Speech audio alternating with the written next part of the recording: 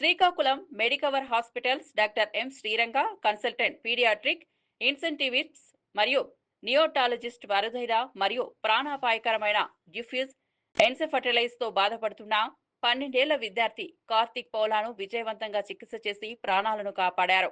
ఈ వ్యాధి మెదడులోని ఫ్రాంటల్ ప్యారియటల్ ఆక్సిపిటల్ లోబ్స్ తో తీవ్రమైన వాపు కలిగిస్తుంది. సమయానికి చికిత్స అందకపోతే రోగికి శాశ్వత న్యూరోలాజికల్ సమస్యలు లేదా ప్రాణాపాయం తప్పదు. అయితే మెడికవర్ వైద్యులు వేగంగా నిర్ధారణ చేసి అధునాతన న్యూరో ఇమేజింగ్ ఖచ్చితమైన చికిత్సా ప్రణాళికతో రోగిని పూర్తిగా కోలుకునేలా చేశారు.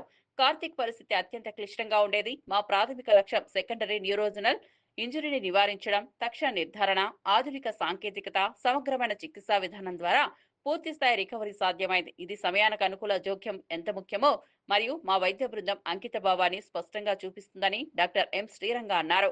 ప్రస్తుతం 7వ తరగతి చదువుతున్న కార్తిక్ ఆరోగ్యంగా డిశ్చార్జ్ అయ్యాడు. అతను ఎటువంటి దీర్ఘకాలిక ప్రభావాలు లేకుండా తిరిగి పాఠశాలకు హాజరై సాధారణ జీవితాన్ని కొనసాగించగలరని వైద్యులు తెలిపారు. ఈ విజయవంతమైన చికిత్స మెడికవర్ హాస్పిటల్ శ్రీకాకుళంలో అందుబాటులో ఉన్న అత్యాధునిక న్యూరో కేర్ సామర్థ్యాలను మరోసారి నిరూపించింది.